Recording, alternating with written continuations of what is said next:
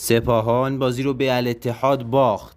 امشب قرار بود ساعت 7:30 دو تیم سپاهان ایران و الاتحاد عربستان در چارچوب رقابت‌های لیگ قهرمانان آسیا به مسافه هم برن، اما عربستانی‌ها به دلیل وجود یک تندیس در ورزشگاه حاضر به بازی کردن نشدند و گفتند تا وقتی که اون تندیس اونجا باشه اونها حاضر به بازی کردن نخواهند بود. پس از این صحبت‌ها قرار شد که در صورتی که الاتحادی‌ها تا ساعت 8 حاضر به بازی کردن نشن، سپاهانی‌ها برنده بازی اعلام می‌شوند. اما چندی بعد یک بیانیه از سوی AFC منتشر شد و در اون بیانیه گفته شده بود که هیچ تیمی نباید فوتبال رو با سیاست قاطی کنه و اگر این کار رو انجام بده تخلف محسوب شده و بازی رو 3-0 خواهد باخت.